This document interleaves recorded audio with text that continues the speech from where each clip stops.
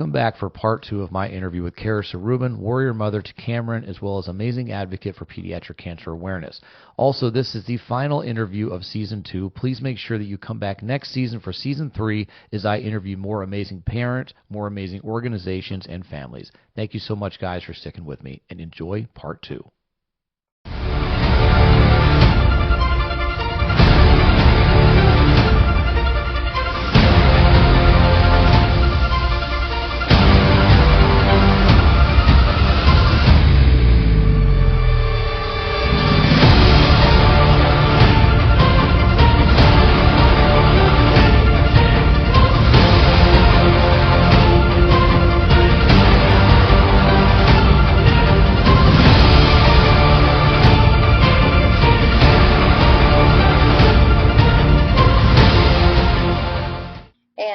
It's just such a shame, and that's a big thing that I don't think people realize. That's why we are so, loud, and, all through May, I'm sure a lot of people unfriended me or unfollowed me on Facebook because every day I posted stuff about brain cancer for Brain Cancer Awareness Month. And then at the end of the month, what I'm saying is like, yeah, you can just shut that off, and that's, 1 month and that's done for you. But this is my life this is a snippet of what goes through my brain every single day and every cancer parent's brains. We're out here still trying to, live life, play t-ball, play soccer. But that thought in your brain about your kid having cancer never leaves. And that, knowing there's no treatment, that just never leaves your brain. And I think that it's easy for people who aren't in it to just turn that off. And we need more people to turn it on and keep it on for us because we need their help. Yeah, no, that's 100% and it goes back to kind of with the doctors. They get to clock out at the end of the day, and people get to shut off Facebook at the end of the day, and they don't have to think about it anymore. And this is a full-time job. It's a full-time 365 days a year, 24/7. We don't get to shut it off. 366 on a leap year, okay? We don't get to shut it off and not be around it. And we just want the same type of awareness and coverage that other things get. Mm-hmm. So, and listen, it's one of those things where we're always walking on eggshells around the world now. We got to be careful what we say. This entire month, we are just bombarded with rainbows, and we're supposed to just jump out in joy. In October, we're bombarded with pink, and everybody knows what pink is, right? Everybody knows what that color stands for. Great. One day, I hope to God that we're able to make gold that incredibly bold and out there in September. That's what you think about. That's what you see going up in the windows. That's what the NFL, the MLB, the NASCAR, whatever, they're putting that stuff out there. Not every other cause going across the world that is only what's good clickbait from media. I want you to put that stuff out there and make sure these kids are understood. And I also want to connect something that, for whatever reason, it's connected through one of the largest breast cancer organizations in the world. Girls are susceptible, much more susceptible to getting breast cancer later in life if they've had pediatric cancer. We should be working together so that our community doesn't get bigger and that theirs doesn't get bigger. But yet we're not. We're completely overshadowed by all of this. We're completely overshadowed by June and whatever else goes on. And we're completely overshadowed in every other month because there's always something bigger that the media will cover. I've had reporters that have been on my side. I've got their text message. I will send them messages and say, hey, I've got this going on, this going on. Okay, I'll get back to you. Either they don't get back to me or their newsroom doesn't approve the story. What do you mean doesn't approve the story? Do you understand the shit that's on TV right now that we're worried about, the things that we're caring about that you're covering, and this is not what you want to cover? This is not what you want to make known? We live in an area now where there are tons of kids around here that are battling this disease right now, and if I was able to get an actual spreadsheet from Make-A-Wish, I could tell you how many kids there are just in my 10, 20-mile radius. It is absolutely extremely prevalent in our country, in our communities. Pediatric cancer, the numbers are going up. When our daughter was diagnosed in 2020, the famous number was 43 kids a day. It is now 47 kids a day. It is 1,800 kids a year. It's 400,000 kids across the world that are going to be diagnosed. 1 in 5 will not survive. That 1 in 5 means that our government thinks that one child of every 5 is acceptable loss. And that's what the rest of the world sees. They see a smiley, beautiful, wonderful commercial on TV every single day, 30 times a day, that tells you how great these kids are doing and they don't have to pay a bill and they're all wonderful and going great. Why don't you show the other 99% of the time what they're going through, how they're living, how they're strapped to a table with these damn masks on that hold them down, where they have to be sedated because, hell, I know I couldn't lay still that long. I had an MRI 2 years ago, and I thought I was going to crawl out of the thing. I don't know how these kids go through it, and especially awake. I don't know how they do it.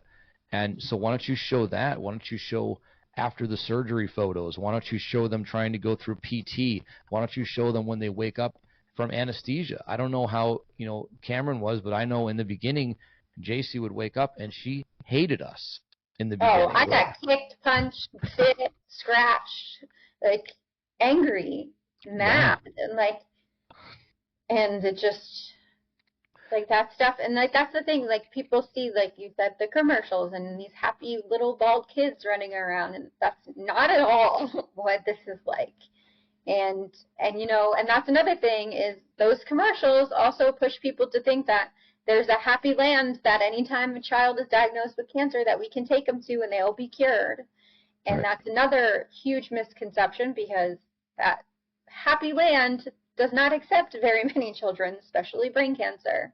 And there is no cure-all. There is no, and like, I know everyone always looks and I'm super happy that a lot of kids now diagnosed with leukemia, and 9 out of 10 of them survive. Amazing. That's amazing. Like, I'm so happy that these people can come and they find out their kid has leukemia, and that, their chance of survival is very good. But why is that not the stat for every single childhood cancer? And that's where it's completely unacceptable, is that, brain cancer survival rates are awful. They're awful. And they're killing more children than anything, and we still don't have money to do anything. And, leukemia was killing children, and people stepped in, donated money. The government gave money. They got the trials. They're curing the kids. So what is happening now that nobody's giving a shit to cure our kids from brain cancer? It's like one of those, like, I just don't understand it. And I wish, I wish someone would do commercials of seeing these kids and what they're going through, their scars, how they had their heads literally cracked open, their skulls pulled out, their brains moved around and put back together. Like, I don't think people understand that. Mm-hmm. And, and in the background, like, yeah, if you look at Cameron, he's great. He's running around. He looks like a normal kid, but, mentally he struggles, he's afraid to go. For a while, was the very first time I had to take him back to a doctor, he was hysterical, kicking, screaming, hitting. And, like, how can you blame them? Because the last time I took him to a doctor, he had massive brain surgery. So, right now he does I have him see a therapist. He sees a therapist who does, play and art and music therapy for him, because, mentally we don't know what is going on, and these kids are too little to say, or they're almost afraid to tell us, how they're feeling. And it's just like there's a lot of invisible stuff that people don't see that these kids go through. And that's a big part of it, why we share our stories and why we continue to talk about it, because that's the part that people don't see. They don't see the hard. They see the beginning, and they see these kids at the end. They don't see the middle, and that's the part that they really need to see to, to really drive that focus and the advocacy and fundraising, because that's the part that everyone needs to see, because that's the stuff that lives with us forever, and like that will haunt us for the rest of our lives. Right. No, I've said it a million times, and I will say, people see 1%. This phone right here, I could show you pictures on this phone that would put the strongest man to his knees, 100%. And they're the reality side of it. These are the real images of what pediatric cancer is, the real images of what it looks like after surgery, the real images of what happens when things don't go great, or things are not in the best of times, the real conversations that are recorded that you've had with your children, the real conversation that I had with my wife, with my daughter in a vegetative state, saying, I don't know if I'm going to be able to bring her home. These are the real and true images, stories, sounds, and sights that people need to see and need to hear. And I'm sorry if it affects your delicate senses. I'm sorry if it upsets you, if it's too graphic. Oh, well, that's what we're living through, and that's what these kids are living through. And yes, you see them out smiling, running, playing, and you think everything is wonderful. And you know what? I love that more than anything, to see these kids running around and having a good time. It melts my heart to see it, but it breaks my heart to know everything that they've been through, and that so many people don't care or just choose not to focus their time and attention on what really happens. And people that blindly, and I don't think it's a negative thing, but I think people blindly donate to charities because they think it's the right thing to do and because it's the easiest thing to do. Every store across the country, they will do round up here, round up, and donate to this, donate, and that's great. That's wonderful. But my wife and I were told, I think 2 years ago, when we went shopping somewhere, and it was in September, and they were holding a roundup donation for Susan G. Komen, and it was in September. And I asked the cashier, I said, do you know what month it is? And we talked about it. And I said, you understand why this is? You can't even wait another month. I was told flat out, well, I guess pink just sells better. Now, I don't know if she, and I think, to be honest with you, I think as soon as we walked out of that store, I think that she felt like an ass. But you said it, right? You said it. And I put that out on social media, and within a day, that video did enough views and enough damage that the company contacted me, and we talked about it. But it was like, I understand that what is going to market better for your company or market better at that moment in time and things like that, you have to do what's best for business.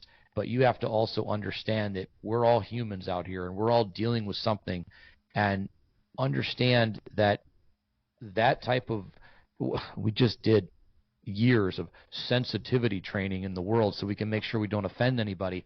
I could give a damn about offending people at this point. My filter is long gone. Everything that we've been through in our life, I could give a shit about any of that. If I offend you, then, and you feel some type of way, then what I said is probably about you. Go deal with it. I don't care. Get a helmet. What I've seen my kid go through, what I've seen my other daughters go through, what I've seen my wife go through as we held our daughter's hand while she took her last breath, I could give a damn about offending you and what and what affects you if I said something about what our life has been. We just want people to understand that everybody is dealing with something in life, but our community is far too often left behind. This 4% of funding that we've all heard about, it's the number, it's that big giant number, right, that we get for kids, 4%. Yippee. Brain cancer gets less than 1%, but yet brain cancer is the number one killer. Pediatric cancer is the number one killer of kids by disease in this country. Brain cancer is on top of that. Why are we not doing more? I think a lot of the reason is we don't understand it, and there's not enough people that want to take the time to understand it and think that, well, we'll just use these archaic treatments that we have and we'll hope for the best. That's not good enough for us. We need something different now. Yeah, and it just feels like a sick cycle. And I think a big thing too is, like, I wish people would drop the word rare. It's not rare anymore. It's just not. And that's what they said. Like, and every time it's like, oh, it's a rare cancer. I actually called out a local children's hospital during the month of September last year. They did like a post about pediatric cancer, and they said, but the good news is pediatric cancer is very rare. And I was like, first of all, why would you even, you know what I mean? Like, that is a slight at the kids who have cancer, because it isn't rare. And then to look, October started, and their post was, let's turn everything pink, let's fight with the survivors, and all this stuff. And I'm like, so you gave the kids this little piddly, oh, it's Childhood Cancer Awareness Month, but but the good thing it's rare. And then a week later, screaming, oh, let's turn the whole hospital pink, and everyone should wear pink, and everyone should, and it's like, that's exactly how I feel our society looks, like what you're portraying, and you're a children's hospital is saying this. And that's what you're saying, and then that's how we feel. Like, we get this, and everyone else gets this. And, like, it's apparent so many places, and it's disgusting that we see this. And that's why anytime someone says to me, like, oh, is Cameron's cancer rare? And I was like, no, childhood cancer is rare. It's not rare anymore. Actually, a month before my son was diagnosed with cancer, a child in his same daycare, we go to a very small daycare, was also diagnosed with cancer. And like everyone says, like, oh, maybe you're just sensitive to knowing these stories because, you know, you're in it. And maybe I hear more about it because we're in it. But I met someone who literally lives down the road from me, and her daughter had the same tumor as Cameron. Yet they're saying it's so rare. Like, this stuff is not rare. It's not rare. And I'm sick of people using that word, because childhood cancer isn't rare, and kids dying from cancer isn't rare, and kids struggling with lifetime disabilities because of cancer treatment is not rare, and we just need to stop calling it that, because it's not. That's 100,000,000%. It could not be more well said. This whole surrounding us with this word and telling us that's why we don't get enough of this and enough of that, because it's a rare disease. It's not. It's rare. The only reason that childhood cancer is rare is because there is a stupid, archaic Rare Diseases Act that is in effect that classifies it, because if it doesn't affect over a certain number of people every year, then it's considered rare. Screw that. Because what that does is that means when you see rare, it means, okay, well, we don't have to worry about it. We don't have to, we don't have to put any effort into it, because it's not going to come around. It's like treating it like the swine flu. I've heard that as an outbreak one time in my 43 years on this earth. And so that's a rare disease, so we don't have to worry about it. Childhood cancer, it's not going anywhere. We have people that we have delivered packages to that are literally a mile from our house that we didn't even know were around here. And yet they're right there. They're right across the street. They're right around the corner. It's all over the place. This is not something that is going to go away, and it's getting worse. So how is it that you can sit there and tell us that it's a rare disease? How can something centered around kids be so ignorant to say, but it's rare, it's going down? No. And if I have to hear one more time, well, we're touting the 80% survival rates now. There's 80% survival rates. We're curing 80% of kids. Great. That's wonderful that you're curing 80% of kids. Are we going to talk about the 95% recurrence rate and the 95% of the side effects that are going to change their life moving forward? The loss of hair, the loss of hearing, the loss of vision, the loss of fertility, the loss of mobility, cognitive delays, growth delays. Are we going to talk about any of that, or are we just going to assume, well, if you beat it, everything should be fine? You should be able to move forward with life. The fight's over. What are you crying about? Because that's how we feel like you're talking to us when you tell us that. Yeah, and a big thing about it is that 80% is probably a bullshit number anyway, because kids die, they usually cap that at 5 years, of 5 years survival, and some of these kids pass away after 5 years. There's so many cases that the cancer came back. The cancer caused the treatment caused a different cancer, and those kids aren't being counted in that number either. Like, Cameron had radiation, so he'll have MRIs for the rest of his life, because that radiation could cause another brain tumor. Yeah. And that's the other thing. Like, people are like, oh, I didn't know that. Well, would you have made a different decision? There was no decision. We didn't have any options. There was no other. What was the other option? There are no options. You have to literally make a deal with one devil or the other devil. And that's really how it is. And, like, that's the thing. They look at these numbers, but like I said, half those numbers are bullshit, because these kids, they stop counting after 5 years. So the kids who passed away 5 years after their cancer caused by and that's the other thing.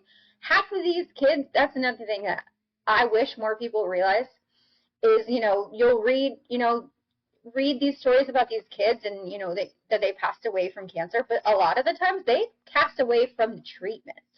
It isn't a lot. There's so many stories, and just in the past 2 months, I've read 2 stories about kids that died from their stem cell transplant. That's what killed them. The cancer did not kill them. And I think that's another thing, is sharing more of those stories to realize, like, these treatments are also killing our kids, not the cancer itself.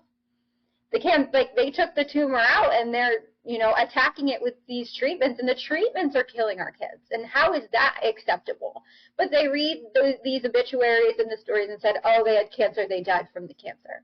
Yep. But that's not the story a lot of the time. The cancer does sometimes kill the children, and like a lot of like brain cancer does, because, there's nothing you can do sometimes when it, gets in their brainstem, or like DIPG, like you can't have surgery. But a lot of these kids, their treatments are killing them or kill them later in life. And that's the thing, that like these statistics don't pick up that.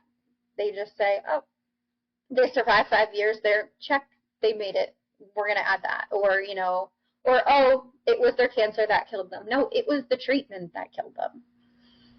Right. These treatments are incredibly harsh, and there's no other way to put it, honestly, unless you can physically watch it happen. I don't want to ever put a parent or a child in that position to kind of be on display, but I think you really need to see what these things do, what these treatments do, how they affect them, how they change who they are, even for short periods of time. There were, in our very first protocol, JC's first drug, ifosfamide, put her in a 12-hour locked-in-the-box situation. Could not communicate, could not move, could not do anything on her own. Wake up after 12 hours, would look at me like nothing happened. It was incredibly scary to see something like that. And it happened twice, and then they tried to do something else, and that they tried to use methylene blue, and it made no difference. And it was a scary thing to see.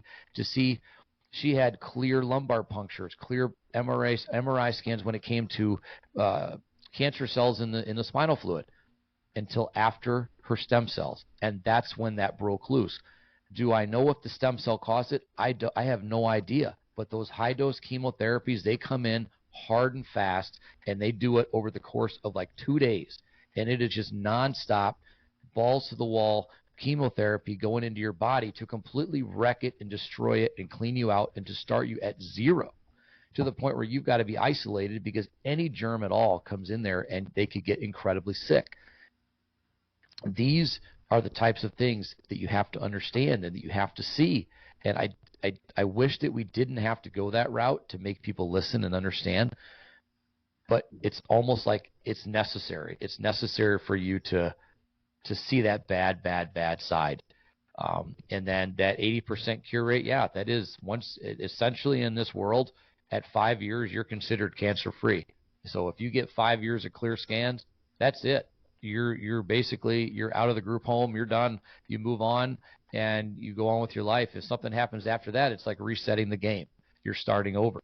So 80% cure rate, okay, if you've got 80% of your kids are living to 5 years, that's wonderful.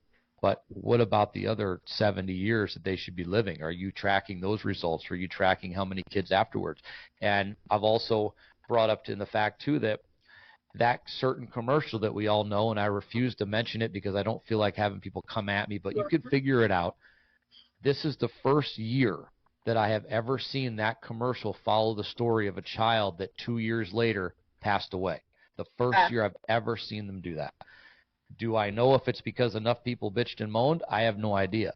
But this is the first year I've ever seen it. And maybe that's a step in the right direction. But it's also one of those things, like, I would love to have them on here and interview them and talk to them about that and find out where they get their numbers and how they calculate that. Mm-hmm. But they are 100% clinical based or clinical trial based, which means it's not a hospital you can just walk into and be treated. It has to be utilizing a clinical trial that is affecting for the type of cancer your child has at that moment. That's how it works. It's no greater explanation than that. If they don't have a clinical trial for that type of cancer, you're not getting accepted.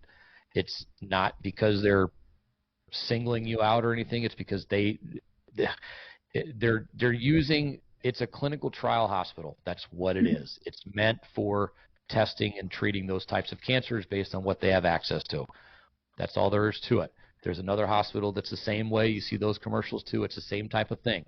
Yes, you don't get billed, you don't get all this stuff, but there's also stipulations to that. All I'm going to say is look it up. Do your research on it, and also research on how that works. Research where you donate your money. I would never tell you not to donate to them or to any organization unless you truly can feel that they are fraudulent or something like that. But just do your research where you donate your money, and if you feel like it's the best course of action, great. But how many times have I ever said, or we've been talking to people on TikTok or Facebook or something like that, and they'll say, oh, well, I support kids with cancer because I donate to this every single year. I donate to this every single year. That's wonderful. Do you understand where that money goes? Do you understand how it's used? Do you understand how it's broken up, that 84 cents of every dollar is what goes to the kids and the other 16 cents goes to corporate fees and operating costs? Do you understand that? Have you looked it up? Just know where your money's going. There are bad charities, absolutely, but just know where your money's going. Know where you're supporting, and if you're going to support a cause, understand the cause you're supporting. Yeah, and I say that to a lot of people. Especially now, like that Facebook lets you do like the things for your birthday where you can donate to a cause, and I've had people reach out to me and say, oh, like I want to do one for my birthday. I'm going to do it for the commercial place. And I was like, well, maybe you should think about that, other places. And they always ask me for options. And where we live locally, we have an amazing organization.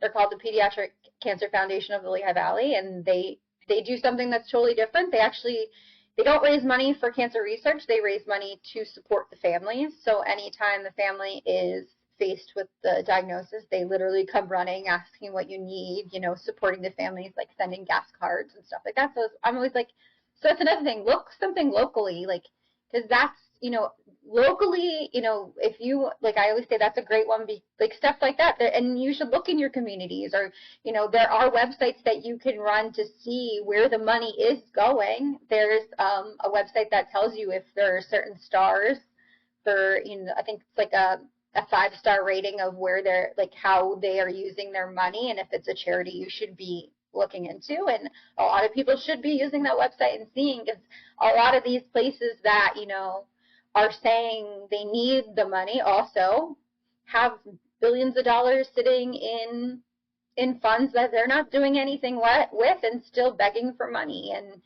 And I hope that wakes people up to we love donations, and there's tons of amazing organizations to donate to, but make sure you're donating to the right one. Because I know, obviously, you would love if everyone would donate to your organization, which I would love, you know what I mean?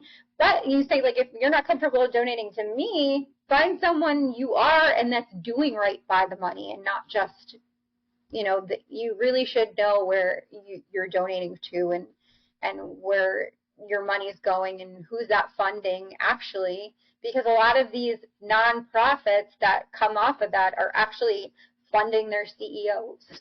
So, and it's not going to research, or 30 cents of it is, and that's not right by anyone if that's how they're going to run their company, and you shouldn't want your money to go there. Right. And I just on that side note, nonprofit to me means nonprofit. It means the money that you receive from your organization goes into your nonprofit. It goes to fund what you're doing. There are some operating costs, fine. But I have a real issue. I've never taken a salary from our nonprofit. I will never take a salary from our nonprofit, because I think that's really, it kind of defiles what you're doing. It takes away from what you're doing.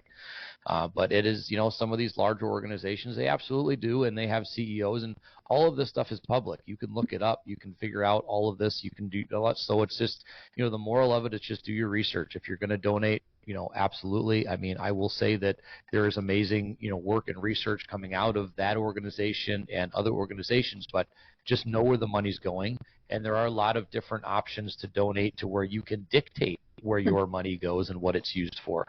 So just do your research on that. And, obviously, we would love for you to donate to us, because everything we do is 100% funded by the community. And, the packages that we send out and the advocacy, going to D.C., that's all meant for raising awareness for this community and trying to make a difference. So if anything that you donate to us, it goes right back into the business. I haven't had a new car or vacation in a while, and it's because I'm not taking that money and using it for myself. We use it for the business, and we operate out of our basement. I don't have overhead costs, so it's a different way that we do things versus other things. But just do your research, and and just make sure you understand what it is that you're really supporting, and not kind of blindly doing it. Yeah, and make sure it's important to you, because I do know people who are treated at that hospital and they love it, and that's their home hospital, and they've done amazing by them, and I'm so happy for them, and I never slight them for donating to them because it saved their children. Like that's, but if you don't, you know what I mean? But and that for them, and I've, they've done fundraisers. I've donated for them to do races and stuff, because they have saved their children, and that's great for them. And CHOP does fundraisers. Like I obviously participate because like that's where we're treated, and that's another thing too. Like you need to also, like, since if you're not a cancer patient or a parent and in it, you're gonna ask us as parents donate where we has done right by our children, have done right by us.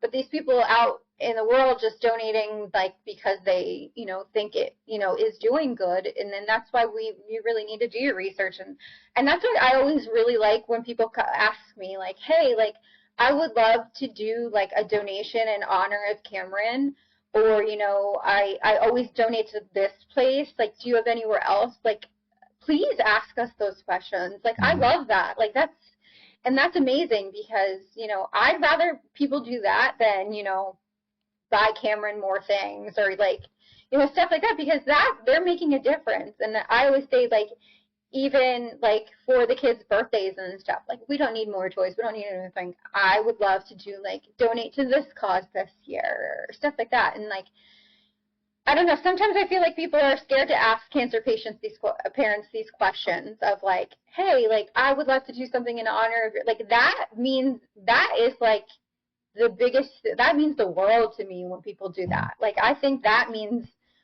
they care about the cause, they care about you, and they're literally thinking about it and putting thought into that, and like that is just like the best thing you could ever do for a cancer parent, is like that right there.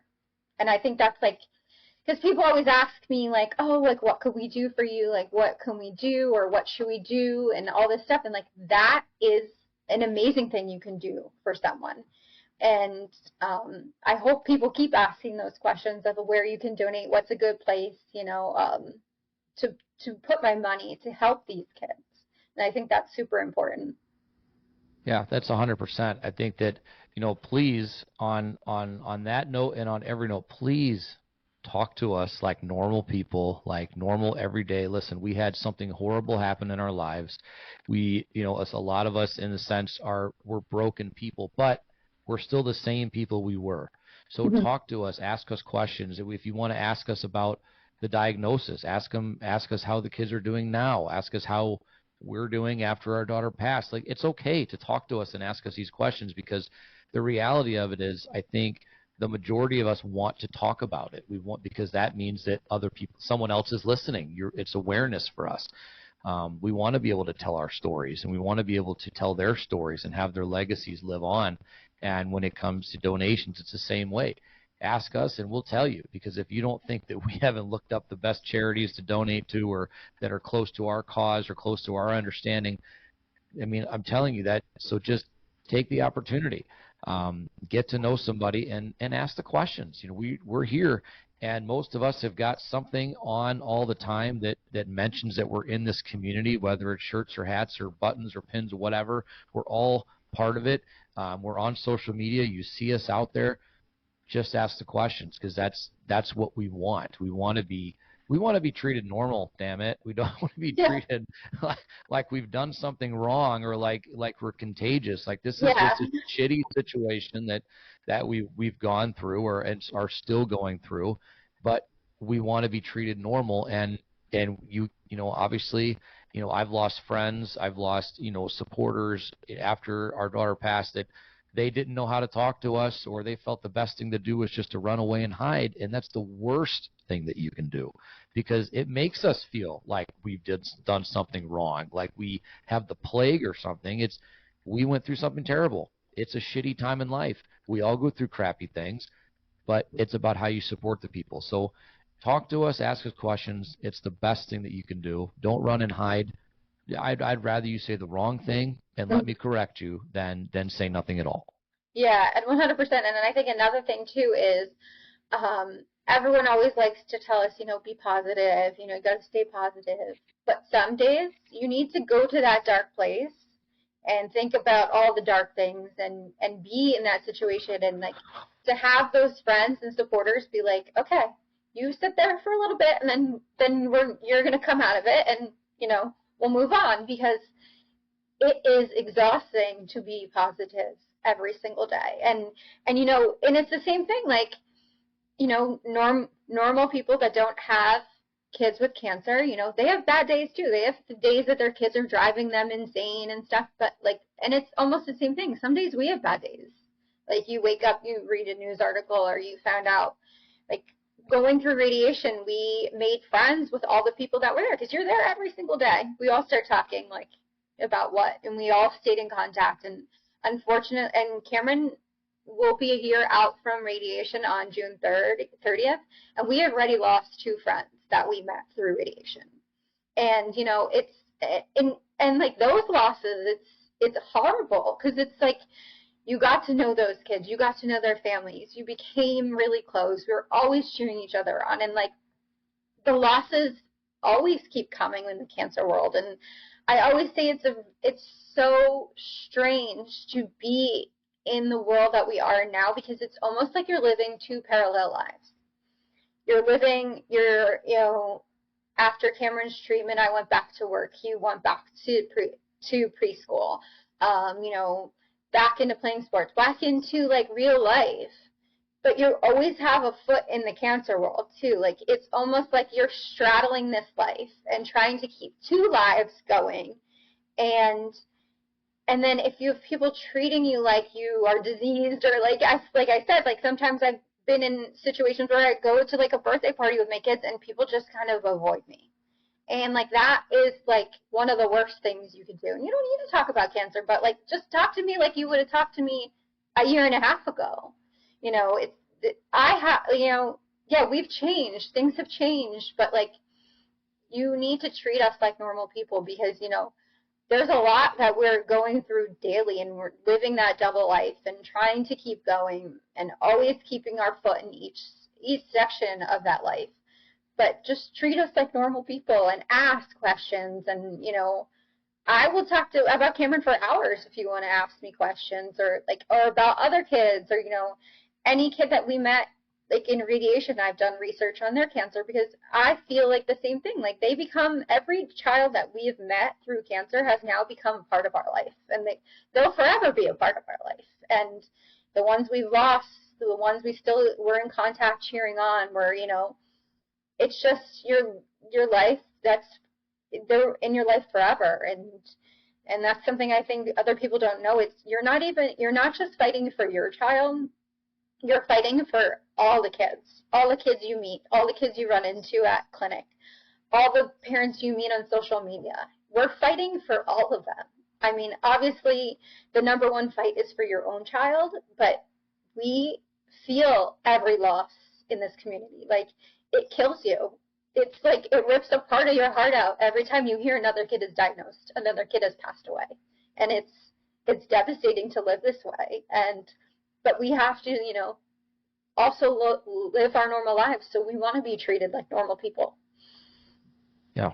No, it's one of those things where we are changed 100%. Our life changed. Our life got turned upside down. We're different people, but we're the same people. And I wish we didn't have to talk about it every day. I wish we didn't have to share the stories. I wish we didn't have to fight so hard just to get, for people to stay around or to want to listen to what we have to say. It's really a shame, and it's really telling to see the kind of things that people actually care about every single day that are insignificant, in my opinion. There's so many things that we spend so much time and effort on in our day-to-day lives as adults and as the world, as a country. We spend so much time focusing on things that are not going to change the outcome of our day. They're not going to make a difference in how I get up in the morning and decide to live my life. The January, whatever the hell the date is, whenever there's a new presidential election, it's not going to change my life no matter which way it comes out. Yeah, we may pay more, pay less for something, but I'm still going to get up and do everything that I've been doing every single day.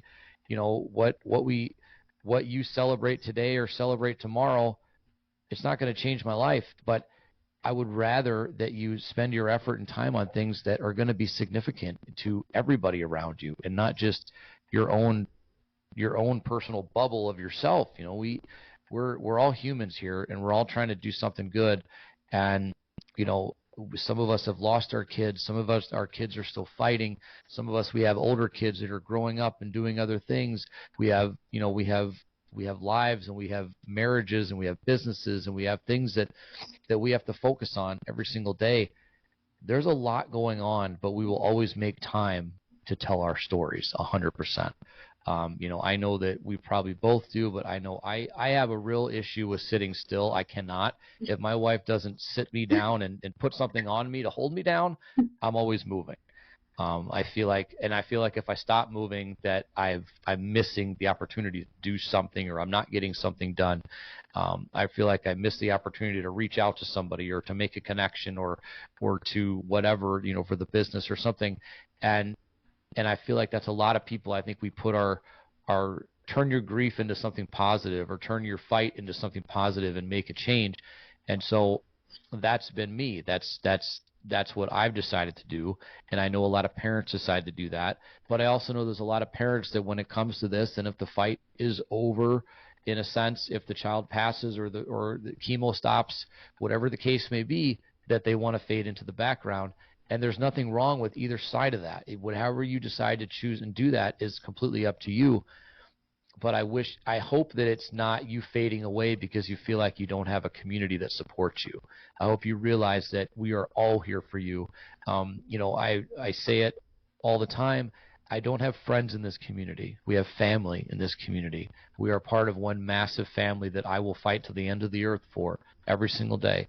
I want you to share your success stories with what your kids are going through. I want you to share everything that's happening. I will tell you, as a father that's lost a child, there are things that trigger me that sometimes I can't watch or sometimes I can't listen to, but that doesn't mean I don't support you. I'm here 100%. We have somebody ringing the bell today, and that's exciting as hell. I want to be a part of that. I want to hear it. I want to see it. And one of these damn kids would just rip the bell off the wall if we've been asking him to. It'd be great, but I want to hear that. Like, and I've had parents tell me in the past that they're afraid to tell me success stories, or survivor's guilt kind of gets in the way and that doesn't allow them to share those types of stories. And I get it. I really do, because at one point we were there too, when we had the NED words and we had the NOEV, all that kind of stuff. So I get it. But don't be afraid to share your stories and let us know what's going on. Your successes are important to us, because that means that something good is happening. And I like to think that we had a little bit to do with the success in this community just by getting awareness out there. So please don't ever be afraid to share, and know that you have a community that supports you like family 100% all the time. My phone number is public. My email is public. I'm not hard to get a hold of or find, get in contact with. There's an entire group of people that is always here for you. Please don't ever feel like you ever have to fade away and not be a part of this because you don't have support. I totally agree. I always say that this is by far the worst yet most supportive family that you've ever been a part of when you entered the world of pediatric cancer. And it's just the incredible support that all of us have for each other. And that's why I always try to make it a point where, if someone locally I find out is diagnosed with cancer, to reach out to them, or, or a dependent of a family, that I'll reach out to them, because I know that was what, pulled me out of it, pulled me into it, brought me back from my worst days. Like, one of my very best friends now, who she's basically like a sister to me. We met on a group, and her daughter now is also treated at CHOP, and we talk every day, and like she's family to me now. Like all of these people, we're family. Like we cry together. Every time my son goes through an MRI, she's, right there on the other line, like also holding her breath, and vice versa anytime her daughter goes through it. Because we are family, and we support each other so very much, and we want every one of our children to survive, and that's what, like, I know that where we are, we're in, the surviving. He's NED. We hope he is forever. But I love to also hear, the stories and like the survival, and also the stories of loss, because those kids deserve to be remembered, and they deserve to be honored, and their stories need to be heard. Like their legacy needs to live on forever. And I think that this community is just so accepting and so helpful. And I always say, if like you don't have a cancer bestie yet, reach out to me. Like I'll be there. Like you need it, because there's no one who understands this life unless they've walked it. And we all need to be there for each other. And this is, our second family now. 1,000,000%. I think that it's an incredible group of people that you didn't wake up one morning and ever want to be a part of, but you damn sure will never leave the side of anybody in this community now. I always say I'll go scorched earth for anybody in this community, and whatever I need to do. It's because we're part of the biggest family that I've ever been a part of, and sometimes this family supports you more than blood does, and that's a shame, but it's a true reality. But we're here for each other, and we're only going to, I say we're only going to continue to grow. That's a bad thing, because that means more families will be part of it, but it's a good thing, because that means the support, and that means that our advocacy and our voices continue to get louder, to the point where the people that are making the actual changes, the people that write the bills, the laws, the legislation, whatever it takes, they have to listen. Because at some point, there's going to be no more room left in the Capitol for us to stand, because there's so many of us. We are loud, and we are pissed off, and we're ready for something good to finally happen. And that's part of building this, and that's been part of a mission, I think, of the past year of mine, is to build this army to a point that you can't look away. You can't turn it off and expect that we're not going to be on the next channel and the next channel and the next one. We're here, and we're ready for you to listen to what we have to say. And if you don't want to listen now, too bad, because we're going to make you listen. And I often say as well that the best way to get them to listen is sometimes to make them feel uncomfortable. And I love doing that. I love making you feel so uncomfortable that it hurts for you to listen to what I'm saying, because whatever you're feeling is nothing compared to what every single family that I've met, what my family, what my kids, what my wife, what we have felt. It doesn't matter how much pain you're feeling just by listening to my story. You have no idea. You have no idea. And also, don't think that there's anything that you can say to me that's going to make a difference in the way I fight and advocate. There's nothing you can do to me or threaten me with that is going to be worse than what I've lived through. So let's just all work together and make this community larger and louder and more exhaustive, to the point where you just can't look away. That's the goal here. Yeah, I agree. We're going to get to the point where we can't be ignored anymore. And that's what we're trying, and that's why we're trying to recruit people who aren't in this world to join us, because that's the only way we're going to do it, because we have to be louder all together and, make it that people can't look away anymore. Yeah, and we have, like, lately, with Tim and I, there's, we've been doing this social experiment on TikTok, and it has brought in some people that have come in for one reason and stayed for the reason that we're really there. And so it's worked out in that sense that we've been able to get a few people to say, hey, you brought me in on false pretenses, but I like what you're doing. I like what you stand for. I'm here for you. What do you need? That's what we need. We need people that are not connected, that don't understand, to say that, listen, I don't understand what you're going through on a daily basis, but I will fight alongside you, and whatever you need, you let me know. That's the connections that we want. That's the people that we want, because you know why we're here. You know why we're here fighting and every single day. Why are you here? Why are you taking the time to worry about these kids? Well, because of this reason or this reason. I don't have a special connection to them, but I understand this cause, and I'm going to be on their side. That's the people that we need. So if you're not a part of this, be a part of it. You want to be a part of a family that'll never turn their back on you? This is the one to be a part of. I agree. So from there, I will ask if you have any kind of closing advice to give this community or just anybody listening, any ways that they can support you or reach out to you, or just anything that you'd like to leave them with. Yeah, I think the biggest thing, if you're a parent in this community, make your voice known. You're your child's best advocate. If you're struggling to advocate for your child, please reach out to me. I'm sure they can reach out to you as well. We can help you. You're not alone. And I feel like that's the one big thing is when you become a cancer parent, it's isolating. You feel very alone, but you're not. And the community is always here.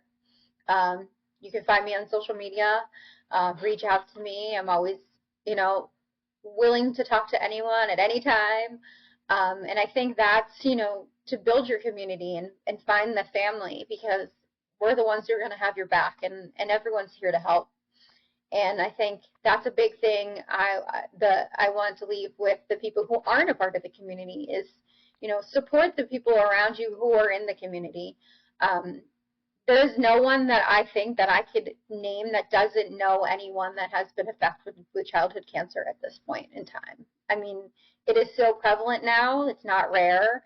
And, you have to know somebody who is affected. And that's why you need to help join this cause with us and help fight and help save our children. It maybe not be your child, but and please don't wait to join the fight until you have to fight because it's a child that you love.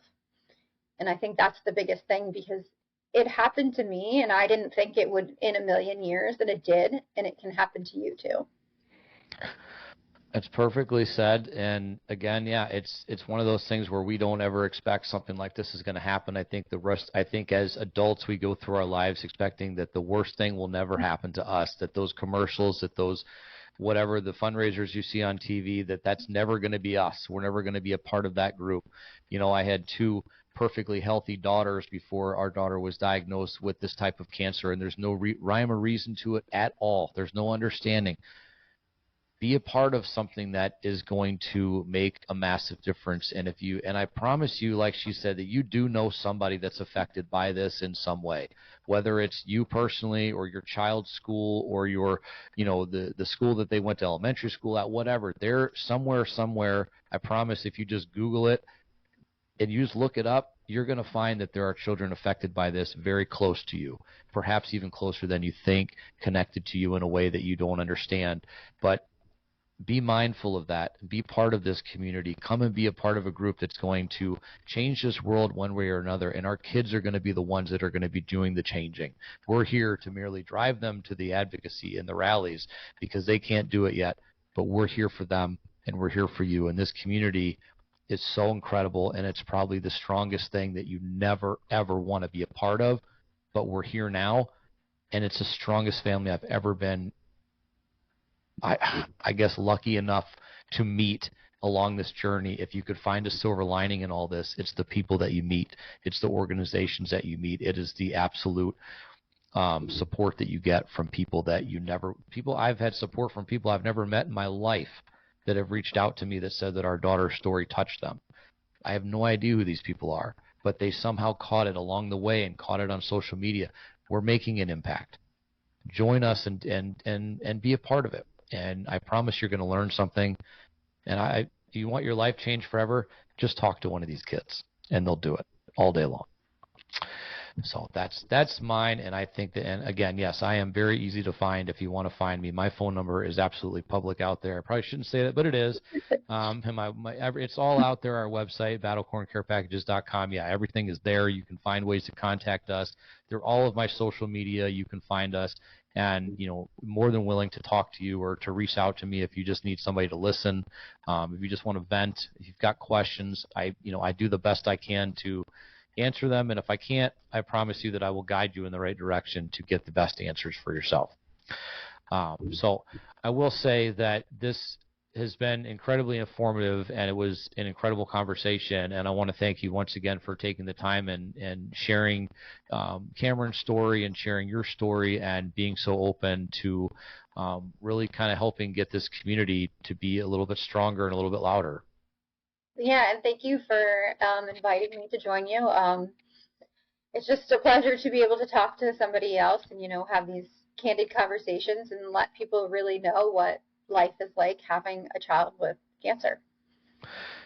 Yes, it is, and that was really the hope with this level or this form of kind of outreach, was to give that inside information that a lot of times social media really censors and doesn't allow us to say what we want to say. So this was great, and I hope that we can further hear more at some point and talk more, and I truly. And maybe next time we can have Cameron on here. You can tell his story, but I'm excited to hear that he's doing well, and that's fantastic. And just please continue to let him know that this giant family is here for him, and we're here for you, and we're going to fight together so that he can continue just to be awesome and be amazing and show us what true innocence and genuine hearts really look like. Thank you.